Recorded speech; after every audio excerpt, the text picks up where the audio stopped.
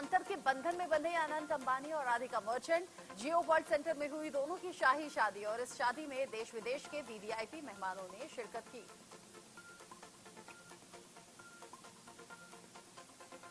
सालों तक याद रखा जाएगा अनंत अंबानी और राधिका मर्चेंट की इस आलीशान शादी को।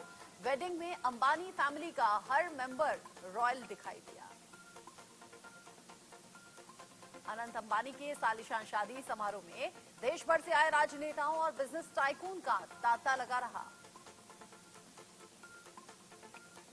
दूल्हे राजा अनंत अंबानी करोड़ों की लग्जरी कार में सवार होकर वेडिंग वेन्यू जियो वर्ल्ड सेंटर पर पहुंचे थे। वहीं राधिका मर्चेंट ने ट्रेडिशनल गुजराती लाल और सफेद रंग वाला लहंगा पहना।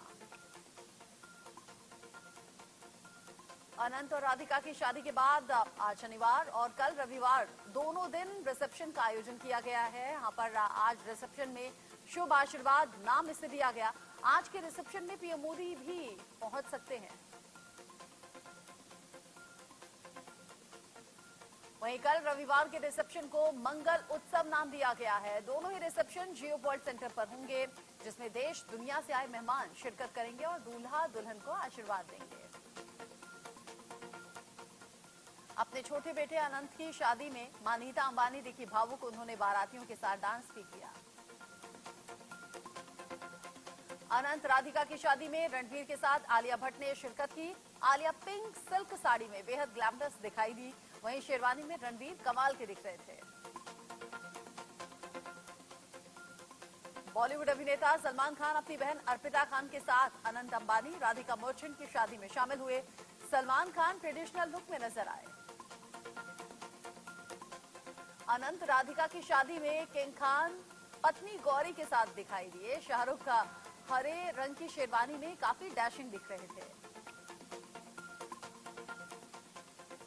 अभिनेता अजय देवगन अपने बेटे के साथ मुंबई के जियो वर्ल्ड सेंटर पहुंचे। अनंत अंबानी और राधिका मर्चेंट की शादी में शामिल हुए। अनंत और राधिका की शादी में पति निक जोनस के साथ में प्रियंका चोपड़ा वेन्यू पर पहुंची।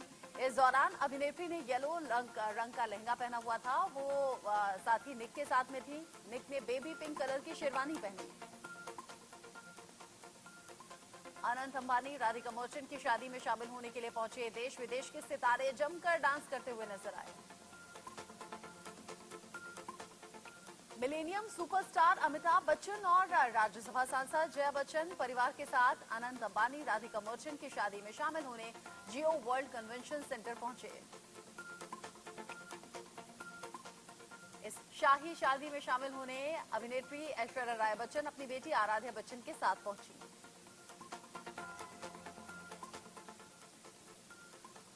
अमेरिकी टीवी पर्सनालिटी किम कार्दाशियन अपनी बहनों के साथ में अनंत अंबानी राधिका मर्चेंट की शादी में शामिल हुई।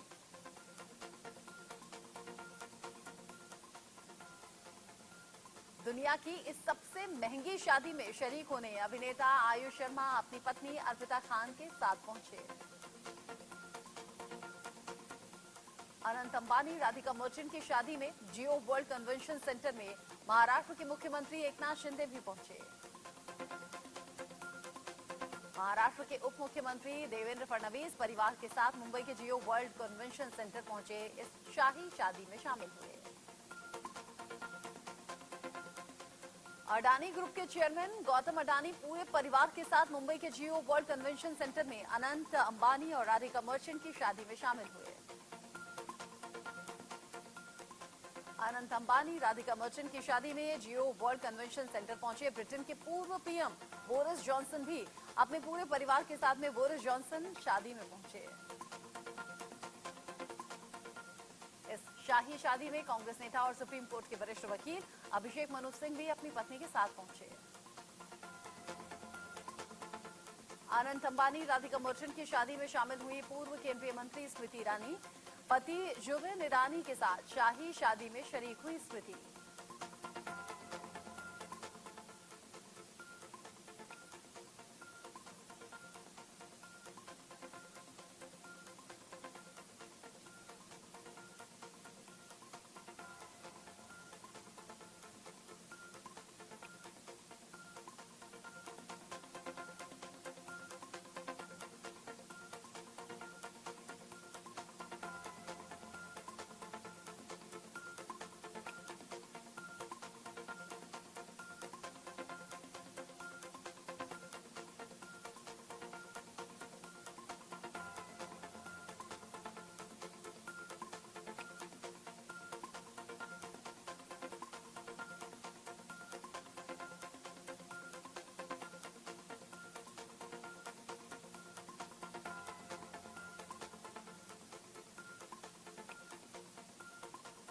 अभिनेता और फिल्म डायरेक्टर अरबाज खान अपनी पत्नी शोरा खान के साथ में अनंत अंबानी और राधिका मर्चेंट की शादी में शामिल हुए।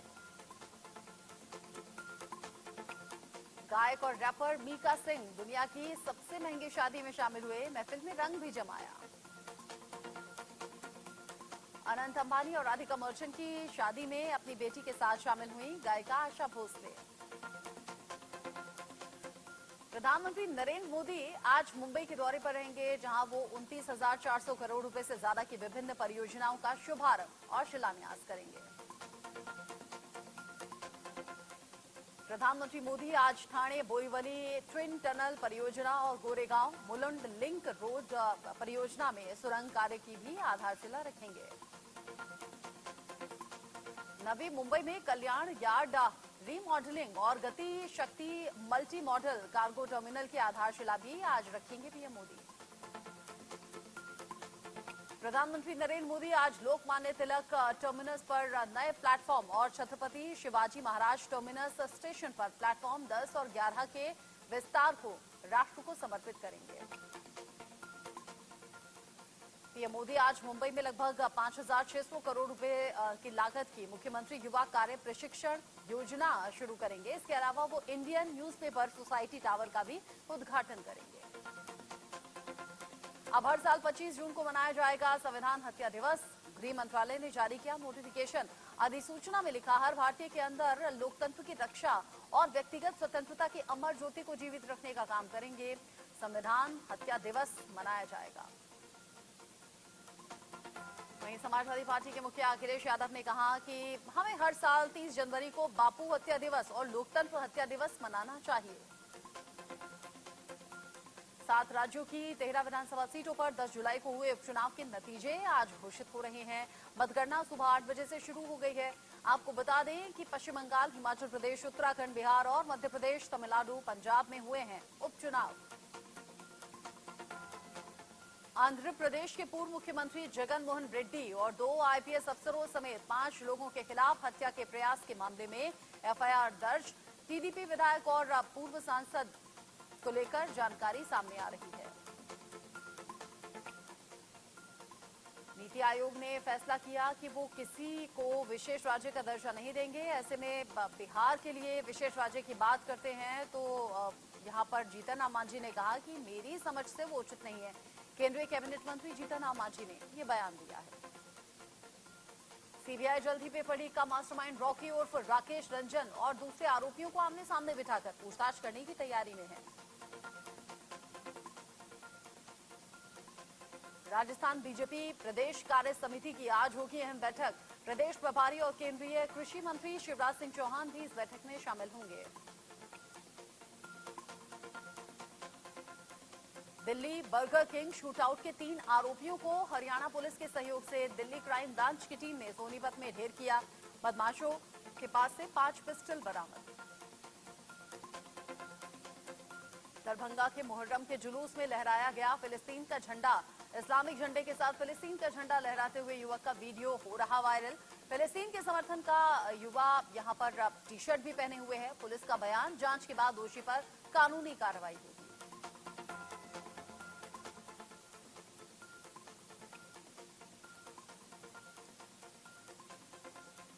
जम्मू कश्मीर के कठुआ और डोडा में आतंकियों की तलाश में सेना का बड़ा सर्च ऑपरेशन जारी। मुस्तैदी के साथ तलाशी अभियान में जुटे सुरक्षा बल। आधे देश में बाढ़ और भारी बारिश के कहर से लोग परेशान हैं। यूपी, बिहार और असम में हाल सबसे बुरा। हिमाचल और उत्तराखंड के ऊंचाई वाले इलाकों में मूसलाधार बारिश ने बढ़ाई मुसीबत। हिमाचल प्रदेश की सुखू सरकार ने लिया बड़ा फैसला। साधन संपन्न लोगों को अब नहीं मिलेगी 125 यूनिट फ्री बिजली। विधायकों, पूर्व विधायकों समेत टैक्स पेयर्स की भी खत्म की गई सब्सिडी। स्मृति ईरानी के सोशल मीडिया पर ट्रोल होने से रायबरेली से सांसद और नेता प्रतिपक्ष राहुल गांधी ने सोशल मीडिया अकाउंट एक्स पर लिखा, राजनीति में हार जीत तो लगी रहती है, लेकिन किसी को ट्रोल करके अपमानित करना कमजोरों की निशानी है। दरअसल स्मृति ईरानी ने लुटियंस दिल्ली में सरकारी बंगला खाली कर दिया है। खबर सामने आने के बाद से सोशल मीडिया पर स्मृति ईरानी को लगातार ट्रोल किया जा रहा था, जिस पर राहुल गांधी ने स्मृति ईरानी का बचाव किया। सीएम अरविंद केजरीवाल को बड़ी राहत। सुप्रीम कोर्ट में अरविंद केजरीवाल को अंतरिम जमानत मिली। केजरीवाल के केस को बड़ी बेंच के पास भेजा गया। सीबीआई केस में हालांकि फिलहाल जेल में ही रहेंगे अरविंद केजरीवाल। ईडी केस में सीएम केजरीवाल को अंतरिम जमानत के बाद आम आदमी पार्टी ने प्रेस कॉन्फ्रेंस की। कहा यह केस केजरीवाल पर थोपा गया। केजरीवाल के प्रति ईडी की नीयत साफ नहीं। यूपी के हाथरस में फिर हुआ भीषण सड़क हादसा। अनियंत्रित होकर पलटी टाटा मैक्स गाड़ी। 1 दर्जन से ज्यादा यात्री जख्मी हुए। बहन के घर भात भरकर लौट रहे थे सभी। मैक्स में 35 लोग सवार थे। वॉशिंगटन पोस्ट में छपी एक रिपोर्ट के मुताबिक अमेरिका ने प्रधानमंत्री मोदी का रूस दौरा रोकने की कोशिश की थी। अमेरिकी विदेश उप सचिव कर्ट कैंपबेल ने भारत के विदेश सचिव विनय क्वात्रा से प्रधानमंत्री मोदी के रूस दौरे को टालने का आग्रह किया था। अमेरिकी राष्ट्रपति जो बाइडेन के चुनावी अभियान को एक बड़ा झटका लगा है। उनके दानदाताओं ने $90 मिलियन रोकने का फैसला लिया है। नेपाल के मौजूदा प्रधानमंत्री पुष्प कमल दहल प्रचंड ने शुक्रवार को संसद में विश्वास मत खो दिया। इसके बाद केपी शर्मा ओली एक बार फिर से सरकार बनाने का दावा पेश किया है। ईरान के बाद अरब का एक और देश चुनाव के लिए तैयार है। 2011 से गृह युद्ध की मार झेल रहा सीरिया संसदीय चुनाव की तैयारी कर रहा है। सीरिया की राजधानी दमिश्क में चारों ओर से चुनावी पोस्टर्स लगाए गए हैं। सीरिया में चुनाव का मकसद सत्तारूढ़ बाथ पार्टी की पकड़ को और ज्यादा मजबूत करना ही है। 1963 के तख्ता पलट के बाद से देश पर बाथ पार्टी राज कर रही है। नाइजीरिया में ढहा 2 मंजिला स्कूल। 22 छात्रों की मौत हुई, 100 से ज्यादा जख्मी।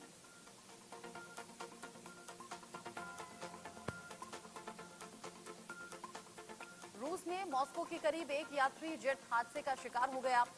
इस हादसे में 3 क्रू सदस्यों की जान चली गई। रूस की सरकारी जांच एजेंसी ने मामले की जांच शुरू कर दी है। विमान लुकोवित्से से मॉस्को लौट रहा था। स्टार्टअप चीनी कंपनी का दूसरी बार फेल हुआ आईस्पेस रॉकेट। मिशन फेल होने से 3 मौसम उपग्रहों को नुकसान हुआ है। हाल के दिनों में चीन में रॉकेट निर्माण स्टार्टअप को लगा दूसरा झटका। चीन में एक स्टार्टअप कंपनी का रॉकेट प्रक्षेपण असफल हुआ। चीन के 3 सैटेलाइट हुए नष्ट। ठोस ईंधन पर आधारित था रॉकेट। कक्षा तक नहीं पहुंच सका उपग्रह। विश्व जनसंख्या पर संयुक्त राष्ट्र की एक रिपोर्ट के मुताबिक भारत की जनसंख्या 2060 में अपने चरम पर होगी, लेकिन इसके बाद जनसंख्या में गिरावट शुरू हो जाएगी। रिपोर्ट में अनुमान लगाया गया है कि बड़े आकार और प्रजनन क्षमता में गिरावट की वजह से सदी के अंत तक चीन में सबसे बड़ी जनसंख्या गिरावट आने की संभावना है। गाजा शहर के कुछ भागों से वापस लौटी इजरायली सेना। लड़ाई कम होने पर दिखा तबाही का मंजर। बचाव कर्मियों को मिले 60 से ज्यादा शव। हिजबुल्लाह ने नॉर्दर्न बॉर्डर पर इजरायली सेना के सैन्य ठिकानों को निशाना बनाया। हिजबुल्लाह का कहना है कि वो गाजा में इजरायल के हमले में मारे गए लोगों के खिलाफ अपने हमले कर रहा है और वो गाजा सीज फायर होने तक अपने हमले जारी रखेगा। इजरायल की सेना के अनुसार लेबनान सीमा पर संघर्ष में उसका एक सैनिक मारा गया। इजरायल के एक समाचार पत्र ने कहा कि ड्रोन हमले में सार्जेंट मारा गया है। अमेरिकी सेना ने हूती की 5 नौकाएं नष्ट की। अमेरिकी सेंट्रल कमांड ने कहा कि सेना ने लाल सागर में हूती की 5 मानव रहित नौकाओं को नष्ट कर दिया है। सेंट्रल कमांड ने कहा कि ये नाव अमेरिका, गठबंधन सेनाओं और व्यापारिक जहाजों पर खतरा उत्पन्न कर रही थी। यूएन में रूस यूक्रेन युद्ध के खिलाफ प्रस्ताव पर भारत ने फिर दिखाई कूटनीतिक। वोटिंग में हिस्सा नहीं लिया। यूएन के प्रस्ताव में यूक्रेन के विरुद्ध रूस से तुरंत आक्रामकता छोड़ने की मांग। भारत समेत 50 देश रहे तटस्थ। बेलारूस, उत्तर कोरिया समेत 9 देश रहे विरुद्ध। संयुक्त राष्ट्र में स्वीकृत प्रस्ताव पर कहा गया है कि ज़पोरिजिया परमाणु ऊर्जा संयंत्र पर रूस नियंत्रण छोड़ अपने अनधिकृत कर्मियों को वापस बुला ले। पाकिस्तान के सुप्रीम कोर्ट ने शुक्रवार को पूर्व प्रधानमंत्री इमरान खान की पार्टी पीटीआई को महिलाओं और अल्पसंख्यकों के लिए आरक्षित सीटों के लिए पात्र घोषित कर दिया। कोर्ट के फैसले को प्रधानमंत्री शहबाज शरीफ के सत्तारूढ़ गठबंधन के लिए एक बड़ा झटका माना जा रहा है।